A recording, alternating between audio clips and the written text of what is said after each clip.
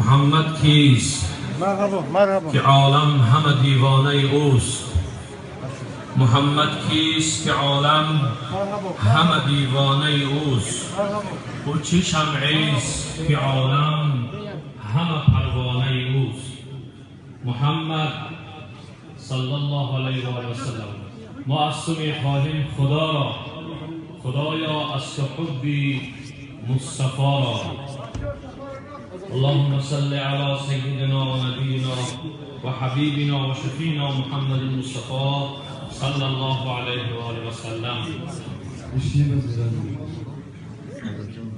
خدوم حضرت استادا را، حضرت استاد حاجی میرزا و حضرت استاد داملا عبدالرحیم آمدن بر این خانه خدا خوش آمدید میگیم. خدا خوش آمدن، مرحمت میزدن و به امر پروردگار در دوزخ انداخته بدن. صدای گریه و ناله شو میگه بسیار بلند میشود، به علم به درد ناله و گریه میکنن. فقال رب تبارک و تعالی اخرجوهما. خداوند بزرگ و متعال میفرماید که کو همین نفر ببروره، چی درد دارن یا چی داد و فغان دارن. وقتی خارجشون کردن حضرت خداوندی میگه از اونا سوال میکند لأی شیء اشتد سیاحکما، چرا اینقدر صداتو بلند شد؟ آخه مادام که صبری عذاب و عقوبت نداشتید بدبختو، چرا دست به فسق و فساد زده؟ چرا از راه حق منحرف شده؟ چرا گریه و فغان داره؟ گفتن فعلنا ذلک لترحمنا. پروردگارا با او خاطر گریه و فغان میکنیم که تو ما را بآمرزی، رحمت و مغفرت کنی. رحمت تو به انتهاست پروردگار. امید داریم که ما را از آتش جانسوز جهنم نجات بخشی. حضرت خداوندی در جواب میگفته است این رحمتی لکما ان تنطلقا فتلقیا انفسکما حیث کنتما من النار. رحمتی من میخواهی؟ امروز رحمتی من نسبت شما آن است که الحال هر قفا میروید و از همون جایی که برآمده با سرکی میپرید در قعر جهنم، با در همون دوزختون می اندازه. برای شما دیگر چاره دیگر نیست. رسول گرامی صلی الله علیه و سلم روایت میکند فینطلقان فیلقی احدهما نفسه. میگه آمدن سرکاشو خم آبای دیده شو در رخساره ها جاری، یک نفرش میگه در حال خیچه انداخت. از بس که الکی عذاب و مشقت و دهشتی نافرمانی را چشیده بود، دیگر وقتی که خداوند امر کرد که باز روید و در همون دوزخ پرید، به یگان استحاله میگه آمده خیچه انداخت. فیجعلها علیه بردا و سلام. وقتی خداوندی بزرگ میبینه سرسپردگی او بنده را و میبینه که فرمان خدا را در حال اجرا کرد، میگه همون منطقه و همون موضعی را که اون مرد خیچه انداخته بود در داخل دوزخ به یک مکان خوش و به یک گلشن مبدل گردان، همچنانه که آتش نمرود از برای ابراهیم علیه السلام گلشن گردانده بود، یک جای سرد جای نعمت گرداندش. و یقوم الاخر فلا یلقی نفسه. اون نفر دیگه‌اش میگه در همون قعر دوزخ در بالای دوزخ ایستاده است، دو دیله میشوه، جرأت نمیکنه در همون لبی چیز گردنکش کج میایسته. حضرت خداوندی با صداش میکنه ما منعک ان تلقی نفسک کما القی صاحبک. ای بنده گفت تو چرا نپریدی؟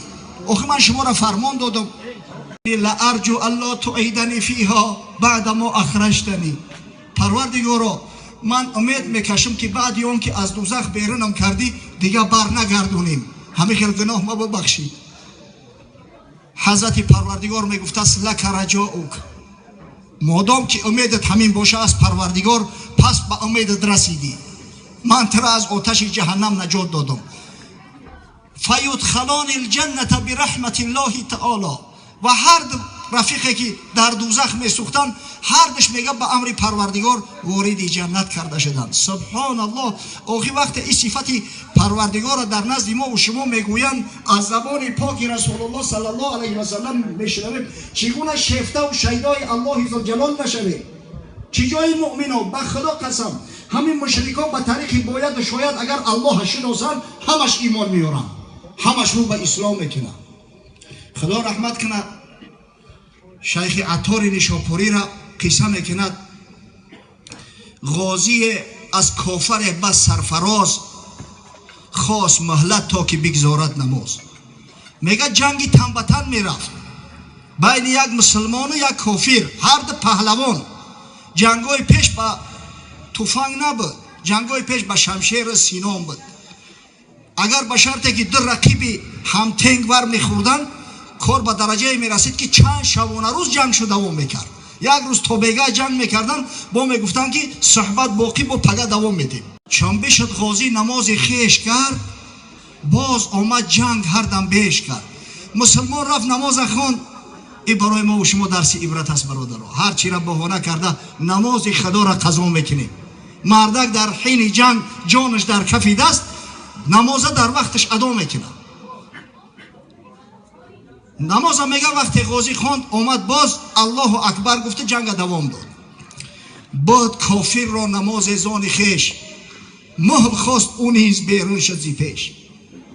گوشه بگزید کافر پاکتر، پس نهاد او سوی بد بر خاک سر. همو مشرکا و کافران هم یک عبادت دارن بخچو، چیزی را عبادت میکنن. شاید بت عبادت کنن، شاید آتش عبادت کنن، شاید گاو و خره عبادت کنن. میگه این مشرک هم وقتی هم عبادتش که رسید گفت جورا که ترا منم مهلت بتیده منم عبادت ما انجام بتم. و وقتی رخصت گرفت از جای پاکیزه و تازه تر یافته سرش در نزد همو بتش میگه گذاشت. غازیش چون دید سر بر خاک راه، گفت نصرت یافتم این جایگاه. غازی دیگه کرد که کافر سرش در خاک مونده است، گردنکش کش همین آماده به مرگ است که گفت خدا داد. این خیلی مومنت دیگه هیچ وقت نمیوم، خدا داد دستم. خواست تا تیغ زند او را نهان، شمشیر را کشید و آزاد کفا اومد. غازی گفت میزنم سر شاید بدنش جدا میکنه به همین جانم خلاص. کی بدونه آخر این جنگ چی میشود؟ خداوند همین امکان برام داد است که استفادهش برام. خواست تا تیغ زند بر وی نهان، هاتفش آواز داد از آسمان. ای و اوف العهد بر ناخوانده، گشته کج بر عهد خود نامانده. چون نکویی کرد کافر پیش از این، ناجوان مردی مکن تو پیش از این. همین او قصدی ضربه زدن داشت که یک صدای میگه از آسمان آمد در گوشش که ناشگرید شود توار غازی را که او تو مسلمانی مگر سخن پروردگار و امر پروردگار را فراموش کردی. و اوفو بالعهد این العهد کان مسئولا، با عهد و وفاداری کنه ای بنده های خدا. فردا روز قیامت از این عهد و پیمان شما پرسیده میشوه.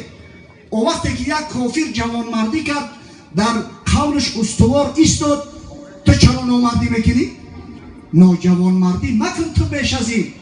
او نکویی کرده تو بد میکنی، با کسان آن کن که با خود میکنی. رسول گدازه که در وصف حبیبت محمد صلی الله علیه و سلم، در وصف شریعت غرای و در وصف ذات اقدست خاریان بسیار شیرین کلامی ما القاب ترنم کردن. ثواب این نشستن که مؤمنان مسلمانان هم از این محله و هم از اطراف و اکناف به خاطر شرکت در آن ساعتهای طولانی را اینجا سپری کردن، اولا به درگاه بی‌نیازت قبول کردن، بعدا برسان به روح جمیع پیغمبرانت، خاصتا به روح رسول الله صلی الله علیه و سلم. پروردگار و روح آن حضرت را از شیر بچه های این محله، از خادمین این مسجد زیبا، از جوان مردایی که از هر گوشه و اطراف کشور به خاطر شرکت کردن در این ناحافظ خیر که الحمدلله بسیار با شکوه در این مجلس برگزار میگردد، در این مسجد برگزار میگردد، با اینجا تشریف میارند. پروردگار روح رسول الله صلی الله علیه و سلم را از ایشان شاد گردان و فردا روز قیامت از شفاعت آن حضرت صلی الله علیه و سلم ما را با نصیب و برخوردار ساز. اخشا به حال کسی که لااقل مقدار یک ذره هم باشد محبت خویش را نسبت پیامبر صلی الله علیه و سلم در این دنیا اظهار کرده تواند که انشاءالله او را پاداش عظیم فردا روز قیامت انتظار است و او پاداش همنشینی و صحبت و به شفاعت محمد صلی الله علیه و سلم نایل گشتن فردا روز قیامت است.